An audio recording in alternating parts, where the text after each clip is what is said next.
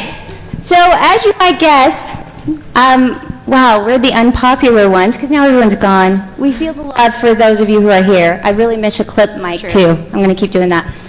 This is CSI Con. If any of you read our abstract, it was rather interesting. But we're going to walk you through a case.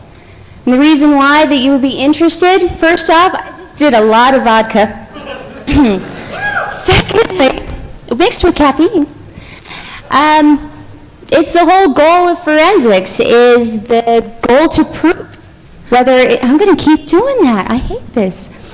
It's the goal of whether or not you're innocent or guilty. Believe it or not, we actually kind of go both ways.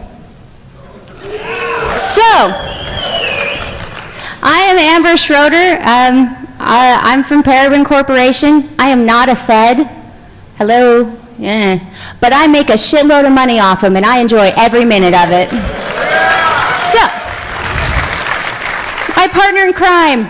I'm Tyler, and I actually am a fabulous Fed. We changed it a little bit because although she does do the whole Fed thing, she is quite fabulous, and she has much better fashion sense than most of them. So we kind of go for that. Just in case you guys didn't get a chance to see our abstract in the lovely little documentation, we made a movie, because that's pretty cool, we like that. So hang on one sec.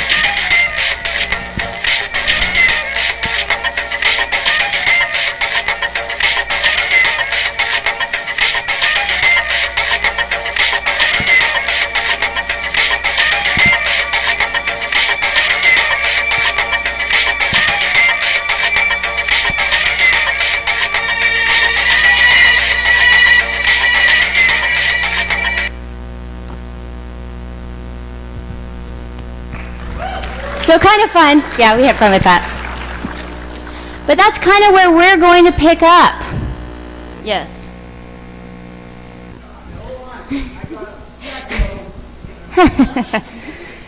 See, it's one of those that he did mention he wasn't going to be a free man for very long. Bring him to the stage. Yeah, so,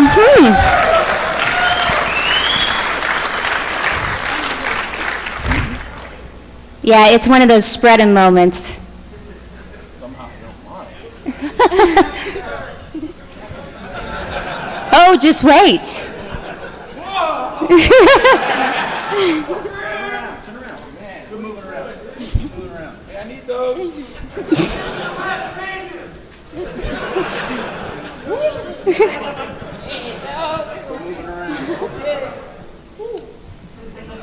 Hey, that's not mine. Yeah, all right, girls, it's up to you. Thank you very much. He swallowed it.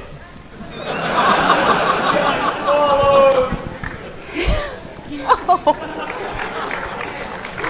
Nice. So, Jack Grove is really just Johnny Long. I think this is going to be some fun.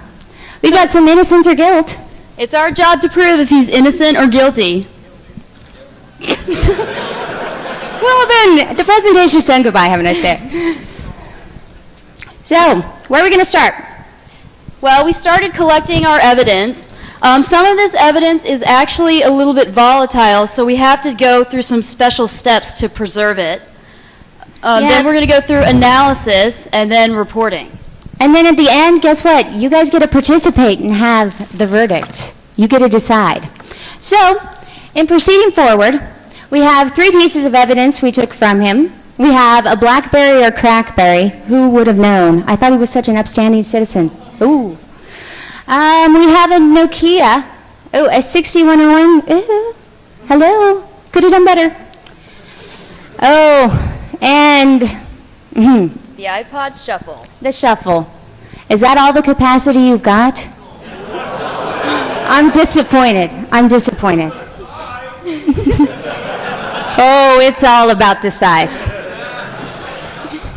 So we're going to break it down into two different areas because digital forensics is not the same every day of the week, okay? It's not a whole bunch of Wonder Bread out there. It's like, woohoo, Wonder Bread again, woohoo, Wonder Bread again.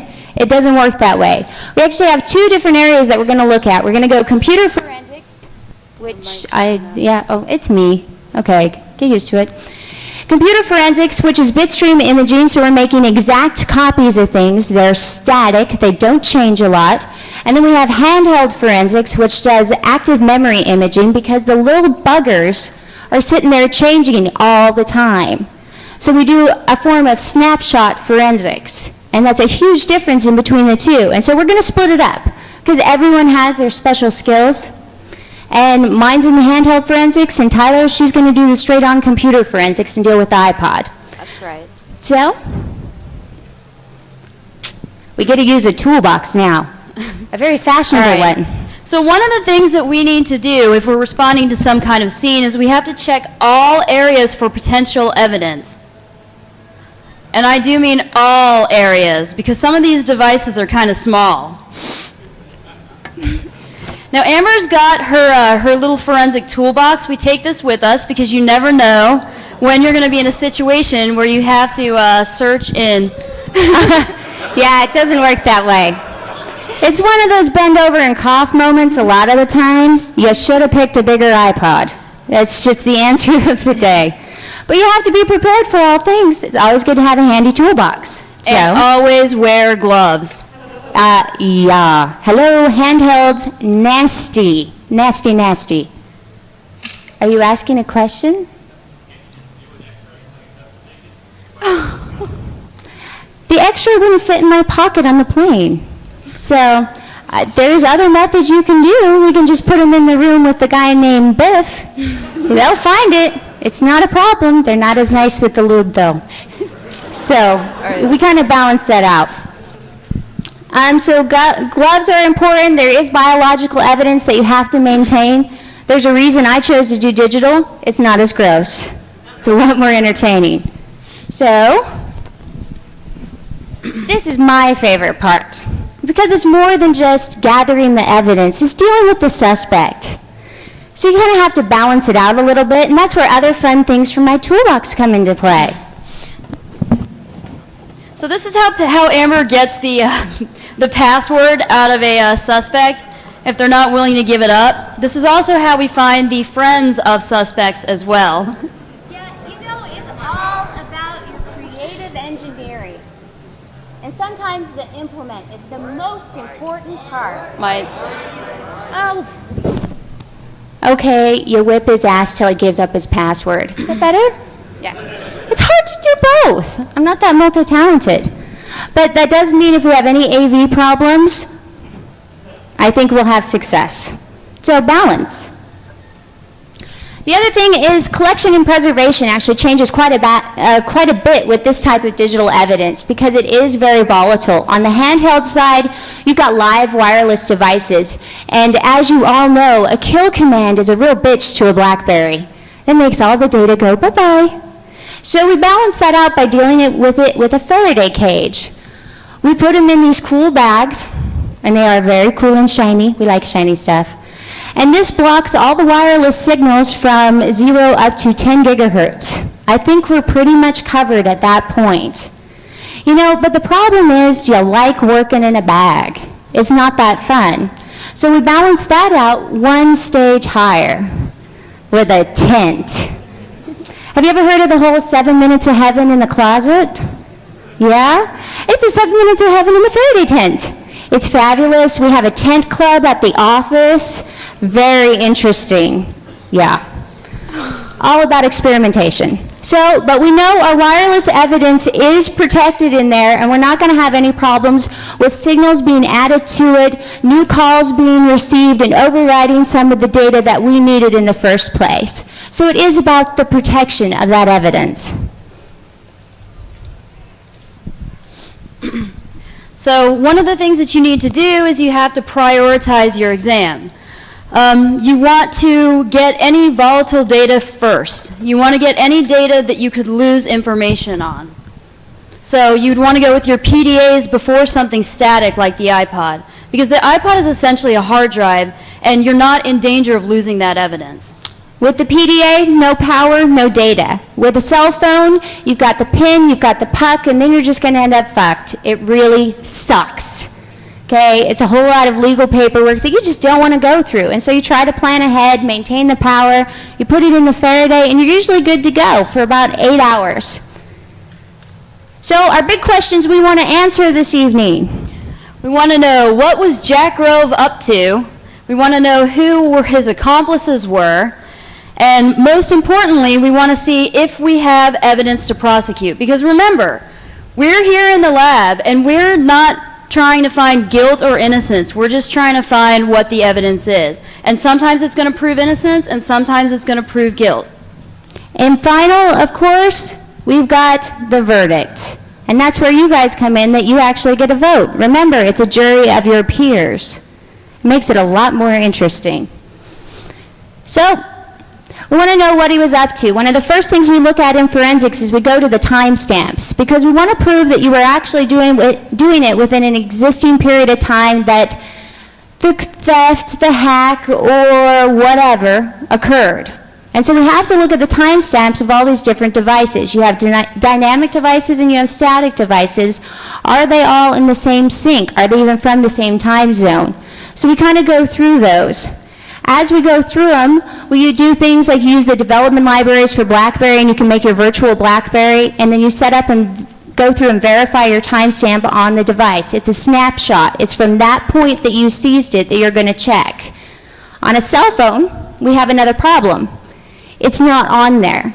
It's not on there through any of the conventional methodology that you pull down, because your time is continually changing. As you hit the different time zones, you have a variation. As your timestamps hit with SMS or a call log, it changes based on the zone, and it doesn't actually mark what zone it was in on the device. So it becomes a lot more difficult to deal with. It's high maintenance evidence is how we refer to it. With the iPod, it's a little bit different. Sometimes you're going to be able to get a time zone based on what region it's in. It also is just going to depend on if you have the computer that has iTunes with it. So it's a little bit more difficult. We do know Johnny was smart enough to destroy his laptop before he got to us at this point. He probably dished it back in the green room, so we'll see. The other side that we get is something that doesn't happen on the actual digital devices. We actually go to the providers. We go through their data through all the proper legal paperwork. We hire our lawyers and we pay them a ton of money. They write up the subpoenas for us and they bring that data down. But the value of that to us in forensics is it tells us the subscriber information. Every time you buy a phone, they take a shitload of information about you. Even if you're smart, like Johnny was, where he bought a pay-as-you-go phone, because the 6101 is a very popular pay-as-you-go phone, some of that information is still recorded as far as the equipment identifier is in the store, it was bought in Virginia, it was done here, here, or here. All of that is recorded whether or not they took his name or not. You still get a starting point for your examination to occur from. The other is the call detail records. We cross-reference what actually occurs on the phone versus what is showing in your records that they charge you for. Let's just be serious. All of the cell phone providers are anal retentive. They want to charge you for everything, and they keep track of it. And they provide that over as part of your forensic examination. If you made the call, they have a record of it because you paid for it. So we use that information to cross-validate. We use some of the great tools out on the net, and we build a map with them. We want to see, are you making calls in the area of which we had a hack occur, for instance? Obviously, we're dealing with a hack here. So, balance it out. Was he even in the vicinity? Was he close enough? Was it a physical penetration or was it a digital penetration? I just like saying that. It was fun. So, I'm like a child. I'm like, it was a goal to see how often I could make Tyler blush. So, all right, again, our big question. Who were his accomplices? That's what we're trying to determine, so we've got to figure out where to start. So we're going to go through things like address books. We're going to look through text messages. We're going to try to see if there are any photographs, emails, all kinds of records like that. And then sometimes things just kind of come up. That always happens. So we balance it out. Big question, is there enough to prosecute? A lot of times there just isn't. It's been wiped, it's been killed, and the case goes to the side. The problem is habitual users, meaning you keep coming back over and over again, and you make silly mistakes, which means it just builds up more and more case data. It's kind of like all those years in school, and your high school file was like 5 inches thick. It's the same. They keep track of you. They want to know, how often were you actually doing this? Oh, you're back again. It's a reunion moment. So you balance it. But the important part we hit at this stage is acquisition. Did we do the right procedures? Because that's one of the important parts that people can really screw up. So, okay, now we're going to kind of go over the iPod a little bit, just its structure. How many of you guys have an iPod in here? All right, that's like pretty much good everyone. participation. We like that. Yeah, we do like participation. This is It's positive. The default systems that are going to run on the iPod, you're going to have HFS Plus or FAT32. Does that mean those are the only file systems you can have on an iPod? No, not at all. So I have to walk over here. Okay, so essentially the iPod is just a storage device. It's hidden if you're storing information in there because its primary function is as a digital media device. But you can hide photos, trade secrets, hidden files, hacking tools, pretty much whatever you want. Does anyone use their iPod as a storage device? Yeah, pretty much everyone does. I do. Okay, and again, you can have hacking tools on your iPod. You can have your Metasploit. You can have whatever you want. And you can also bring evidence back to the iPod for safekeeping. If some investigator is in your house digging for things, they're not always going to look for that iPod. It's just becoming more and more convenient to have those devices with you as well. Everyone has their iPod all the time. And you can transfer files. It's just kind of a good thing. All right, and then there's also small Linux distributions that can run on an iPod. These three are actually bootable Linuxes. So you can actually have your iPod as a bootable Linux. Now, I've used all three of these, but the one that I've had the most success with is the damn small Linux. You can actually set it up so it's running in conjunction with iTunes, so that it'll still function like a regular iPod. All right, one of the issues that we have with this device is we have to image it. Now, when we're imaging this device, we're taking the evidence and we're making a working copy of it. It's an exact digital replication of that device because we never want to be working with our actual original evidence. We always want to be working with what's called a best working copy, which is, it's essentially the exact same thing. But one of the problems that we can run into is that a lot of these imaging tools run on Windows. And if I take my iPod and plug it into my Windows machine, what's going to happen? Instant corruption. That's what Windows does. It's all about the corruption. Exactly. Yeah. We don't like that. That's bad for forensics. Very, very bad. It's a very, very bad idea to muck up your evidence. You might find yourself out of a job very fast. All right, then these are some of the tools that you can use. And then there's pretty much any forensic tool you can use for analyzing the iPod. All right, now what you're essentially trying to find is you're trying to find what's normal on an iPod and then find things that are not normal. Now, all the iPods are different, and iTunes is actually different. As it goes up in versions, it deals with things a lot differently. Some of the things you'll find a calendar folder, you'll find the iPod control folder, which is pretty much the nerve center of the iPod. There's podcast folders and photo folders. Now, why do you think you'd never find a photos folder on an iPod Shuffle?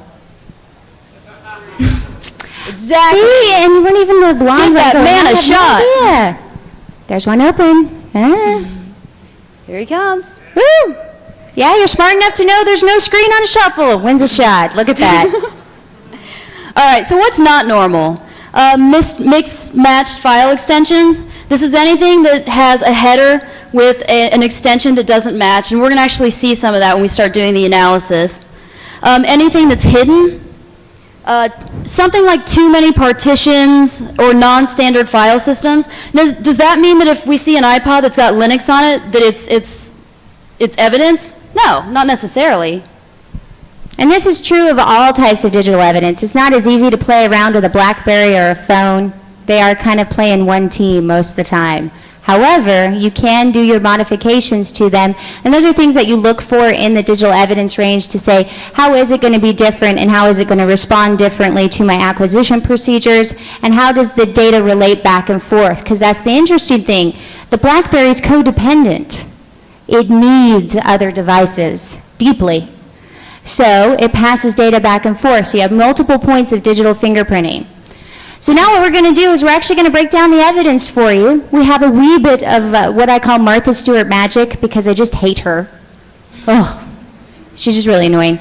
And we pre-acquired them just to make it a little faster, and this is like 50 minutes. So we're kind of working through that. So we're going to actually go through the BlackBerry, the cell phone, and the iPod for you, and you can help us find evidence. This is that key point where it's interaction. Lots They're of very interaction. friendly. It's a good thing. So which device do you guys think we should do first? Which one? Oh, you paid attention. Awesome. We feel the love. I wish we had like presents to throw.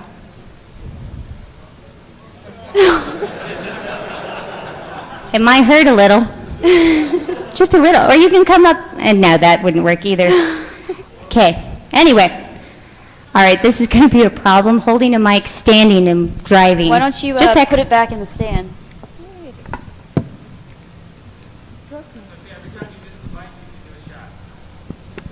Damn. You all see me drunk?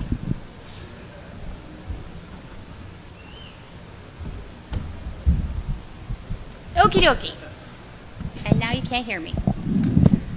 Okay. Yeah, we have to lean forward.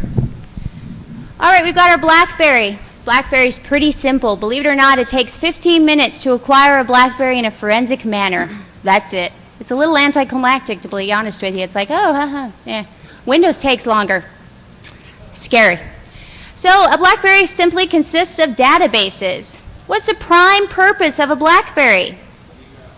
Email. Very good. So I think that's probably the first place we're going to look. Lovely. Looks like Jack had an email problem. Looks like he had an Apple problem as well. He was going to iTunes. Oh. Been very busy. How does it feel to have your email read on a screen? Is that good feeling? Happy feeling? You know, they always say that. Always. He's got a Gmail account like every other person on the planet. Looks like he has some gaming. MSN. I'm disappointed in you, Johnny. I'm disappointed. Let's see. What else are we going to look for? I see nothing that really kind of blows the skirt up, have to be honest with you. It's okay, but...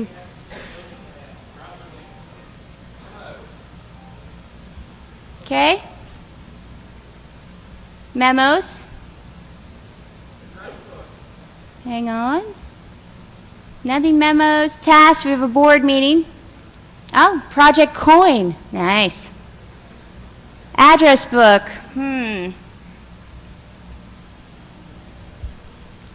Oh, this is always nice to see bastard in someone's address book. That's how you know they feel the love. Oh, yeah. So we've got a CEO bastard. It looks like it's Robert Proctor. There's some issues there. Oh, Alexandria, Virginia. That kind of matches up, doesn't it? Mm-hmm. We thought that the whole thing was occurring in the Virginia, D.C. area. That's what our call detail records told us, so interesting. Oh, and check it out. It looks like he's done some social engineering there. Dog's name is Tigger. Mr. Proctor's wife buys stuff from Amazon. Imagine that. Oh, and he was working the secretary. She likes sunsets and beach walks. That's just precious. Absolutely. Boss's habits. Hates the new computer systems. Upgraded them all to new software. Couldn't remember it, but oh, check it out. The phone system is an old PBX with an open port. Wow. Now who's saying bend over now? Sounds like opportunity there. So we need to keep looking around, see what else we've got going on. You know, one of the areas I always find to be interesting on a BlackBerry are pin messages, because that's one BlackBerry user to another. It's all in the network. It doesn't hit outside. So it's important to always check those out as part of your evidence. So what do you think? We've got masking of an IP. Cool. We've got a checkmate on the passwords, or the passwords for the whole case, among other things. I do believe we have some open opportunity here, but do we have enough for a verdict? This is that interaction moment. No! Oh, thanks! You're not dead.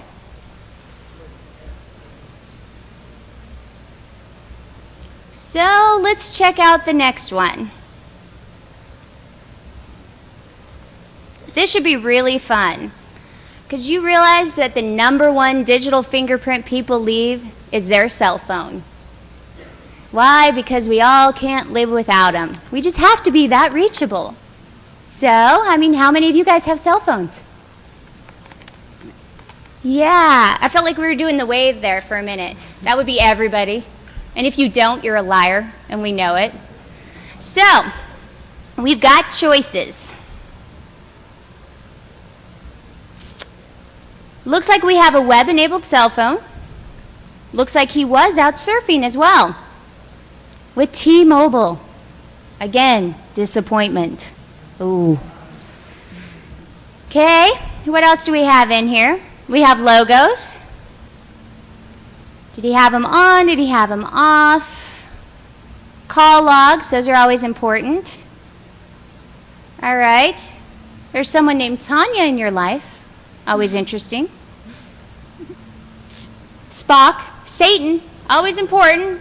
I love getting the calls from Satan. Always a positive sign. So, phone book.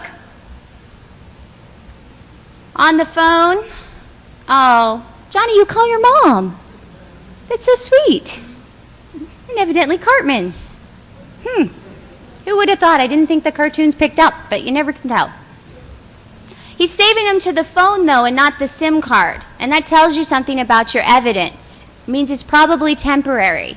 If he's moving a SIM card around to different phones, you'll see almost 100% of it stored over on the SIM. And so there's a balance with that. And as we all know, with the new dual SIMs, you can be multiple people at once. Schizophrenia is now popular in digital. So you balance it out a little bit. His own number. And then you hit the good stuff. You know, I always find something very telling about people. I think their ringtone really says a lot about who they are. Do you agree? Absolutely. Do you want to hear his ringtone? Yeah, because it's kind of fun. And so we go on our tones. Pick it up. It's a demanding ringtone at that. Now, he thought he was pretty tricky, because earlier I went through it and I noticed that he had actually surfed to T-Mobile to download this. Now, those special people, and by special I mean evil bastards, at T-Mobile decide that they want to encrypt everything. Yeah, so you can't share their stuff after you pay the $5.99 for it. Pisses you off. It's like, I paid for that picture. Hello? So, you know, he thought he was being pretty tricky. He thought none of you would get to hear his ringtone. Well, you know what? Sometimes you have other skills, and I happen to have some of those. It was good. I actually exported it out, because I have to take it outside of my evidence image. You never work within your image because you can't modify it. So I exported it out. I also decrypted it. And now you get to hear it.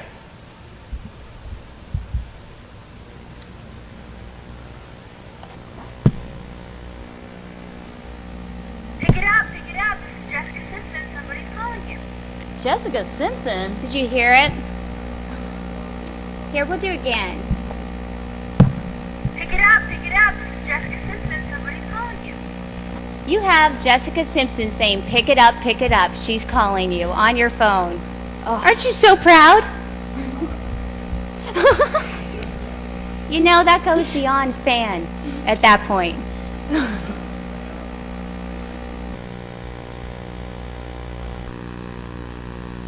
So what else do we have here? In the file system, that's where we're going to find all the images associated with the camera phone. We do know that this is an actual camera phone, so all of the images are going to be stored by default on the device. We also know that both of these devices, and I'll just mention it because we don't have enough time to go through it, have SIM cards associated with them. This is a GSM device. The BlackBerry has a SIM card as well. Both of those would have forensics done on them in addition to doing the actual default device. I didn't go through those because we're going to run out of time otherwise. What I did do is I carved out all of his graphics. Here we go. I like the flowers, those are nice. We are confirming he indeed has been in the DC area. Looks like he's taking some pictures of some security around buildings. Always nice. Probably the girlfriend. The belly dancer. Always nice. Been to Paris. I think Rome. That's also DC again that we see here. Even some of the damaged images are still recoverable after they've been deleted off of the device. It's amazing how long a digital fingerprint is left on a cell phone. It's about 2 months. It's a long time, and that's with active use. So we have some options there. And of course, as we saw up here, we always cross-reference. How were the call logs? He really didn't dial a lot of people with this device. The number one form of communication on a cell phone, however, isn't talking on the actual phone. How many people get pissed off that it's like, could you just quit texting me and pick up the damn phone? It's got a call button. If you've got 4 paragraphs to send to me, just call me. It's a lot easier. It seems that Johnny has that problem as well. So let's check out some of his text messages.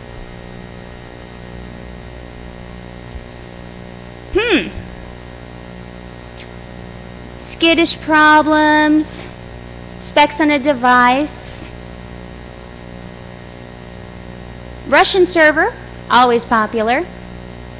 Oh, the hi honey, I can't wait to see you. Hurry back, I'm wearing your favorite. Nothing. I don't think you're going to get a chance to see that. Just thought I'd warn you. At least not from there. Maybe Biff will indulge with your favorite.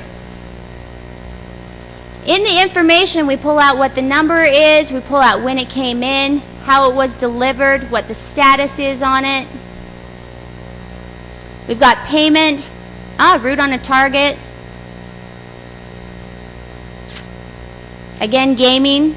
Oh, working with FedEx. Nice. Oh, he's been downloading pictures as well. And again, that T-Mobile service. We have our default templates that come with it. No big deal. But I always find it interesting to look at the saved text messages. Because either you're just too lazy or you're worried you're going to forget. And so you put them in there. I'm no narc. I don't doubt that. Cool coin, next week Saturday, awesome. F00 Q's end. A little fat fingering, huh? A little problem there. A little too much to drink. We can give you a shot before you go to jail. It's all good. And then, of course, we have our access points, knowing that he has also activated the GPRS service, which means it's being recorded at the provider level as well as the phone, and all of that gets picked up. At the end of both of these pieces of evidence, do we have enough for a verdict? No. You lean in one way or the other? Guilty, I love it. I thought you were more popular than that. Jeez. So, we've got one last piece of evidence. Let's see how it relates to both our BlackBerry and our cell phone. Okay, so I've already pre-imaged this iPod to save us some time.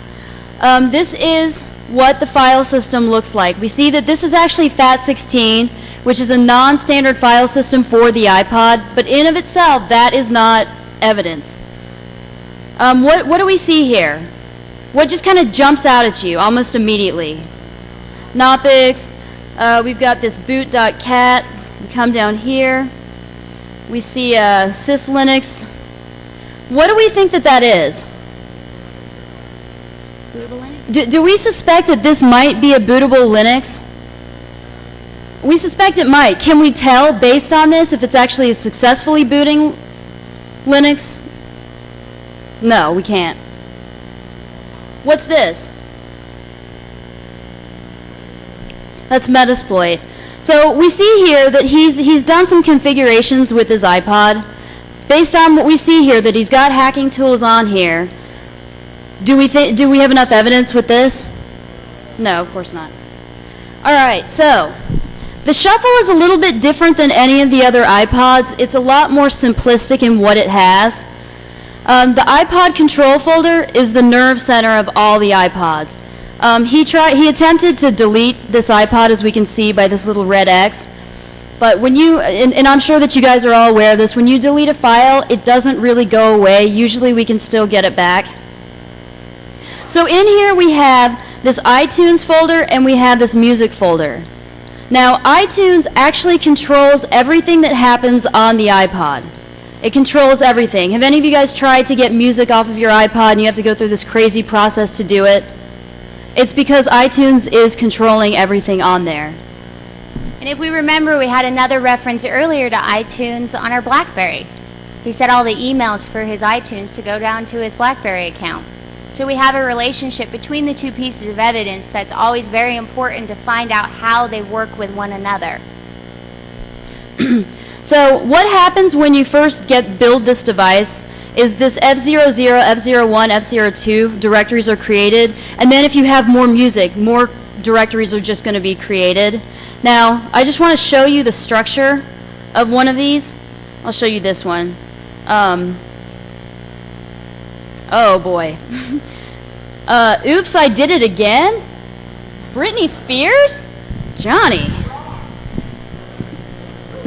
That's So what this version of iTunes does is it'll take the song, iTunes will put the song into the device, it'll have this 01, it'll have a number over here, and then the song. And then what happens is that gets deleted and it changes it into this 4-code beginning with the extension. What do you guys think this number is? That 01 in front of oops, I did it again? Absolutely, that's the track number. Now, not all versions of iTunes do this. The earlier versions will leave the entire song title, and newer versions do this. So let's take a look at two files I want you to see. This is the iTunes database file. What this is kind of a map to everything that's on that device. And iTunes controls this again. So everything that iTunes has put into this device anywhere will be in this file. So if we kind of come through here, we see Don't Stop Believin', Journey's Greatest Hits. Whoa. And then we see where it is. We see it resides in iPod Control Music F02, and then it's got the extension that it's given it. It's called it RHEA.mp3, and so on and so on. Amber, are you interested in any other music he's got on here? I am curious about what his entire playlist is. Ooh, Alanis Morissette. Johnny, that's hot. Wow. All hot and bothered, let me tell Natasha ya. Oh, all right. And I can't look at this anymore. You know, he may not be guilty overall, but he is guilty of bad music choice. I agree. Oh, really bad. So then I want to show you this file as well. This is the iTunes Shuttle database. This is only on the Shuffle. This is not going to be on any of the other devices, and it's just kind of a condensed version of what we just saw. All it tells you is the location of files. It's not going to give you any information about those files. But let me throw this out there. If I found something in, say, that F00 directory that was not in this database, what would that tell me? What would that signify to me? Exactly, he did it by hand. So let's just kind of look in here. Now we see here we've got Ashley Simpson.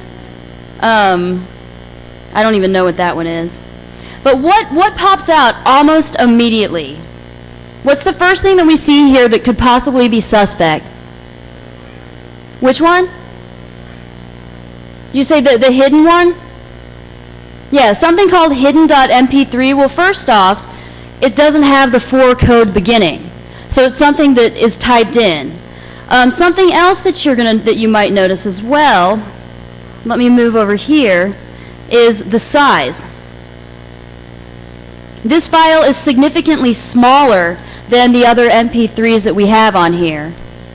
So that's kind of a giveaway as well. Now, this tool and most tools will do this for you. Some tools don't. Some you have to actually go in and do yourself. What it's doing here is it's doing something called a signature analysis. And what a signature analysis is it's taking the header of this file and it's saying that header, because we look up here, we see that header does not match the file extension. So what this tool has done is it's gone through and it's found 3 of these files, and it says these files are not what they appear to be. So let's take a look at them. Hey, did he have any graphics on there? Just as a side thing, just because it doesn't have a viewing window doesn't mean it doesn't have graphics. Ooh, wasn't that the same picture you had on your cell phone? I think so. It think could be that was. associated with that evil CEO person, I imagine. And then this is coming a little bit big. I don't think we should be looking at that one. Let's Oh, stop. the girlfriend. Ooh la la. Yeah, black and white usually means only one thing. And then we have a picture of... Give me a shot. All right, and then we have a picture of DC. All right, so how did the different pieces of evidence link together? Was there anything on the iPod that well, there's said one guilt? more thing that I want to show them.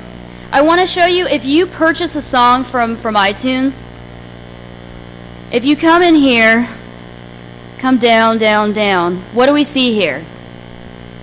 Name Jack Grove. He purchased that song. Now, where do we think that name actually comes from? How many of you think that that's just kind of arbitrarily there? Good. All right, how many of you guys think that that's the name that he registered with iTunes, and that's where that actually came from? Okay. How many of you guys think that that is the name that's affiliated with the credit card that he used to purchase his songs?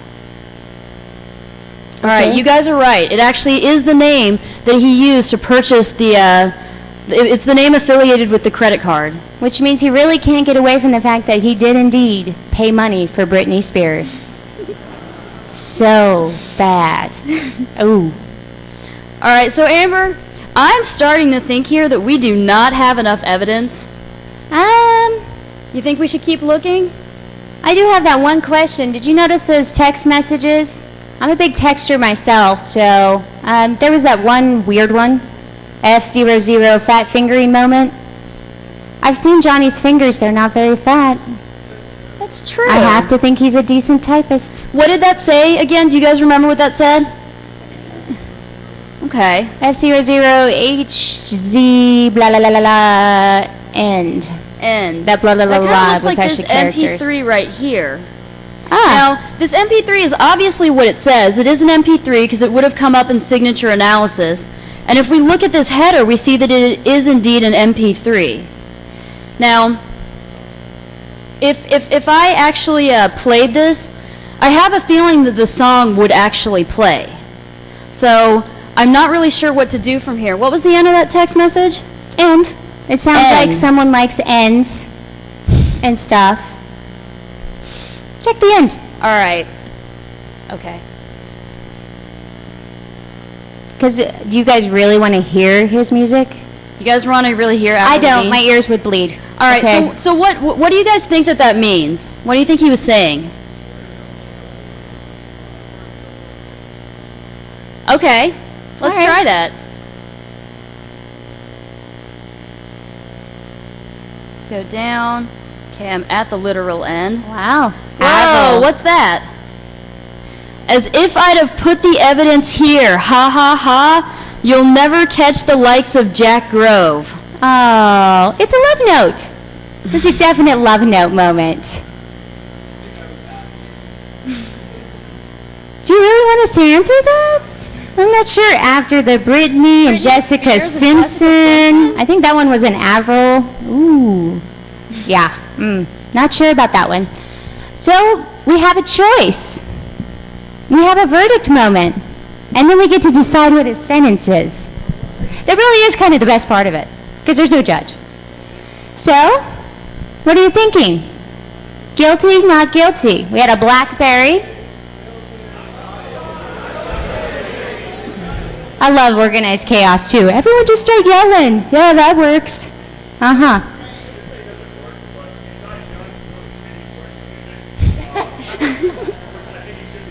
By the way. It works now. Beyond that, I think the implication that he has some hacking tools and is mocking some investigators is not grounds for, convicting him. So I don't think he's guilty. So you really think he's not guilty? Well, you don't think he should be flogged for his choice of music at very least? Amber, you just want to use that flogger. I know. I have a focus issue. There's a club down the street that we can go to later, if you like. All right. We can do that. Thanks. Hey, Johnny!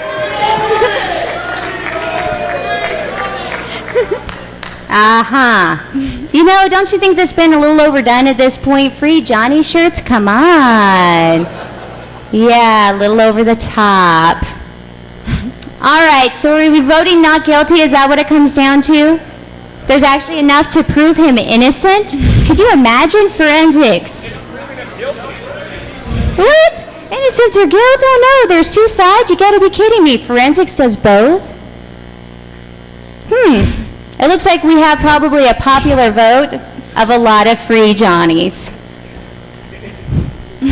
Thank you for a good sense of humor.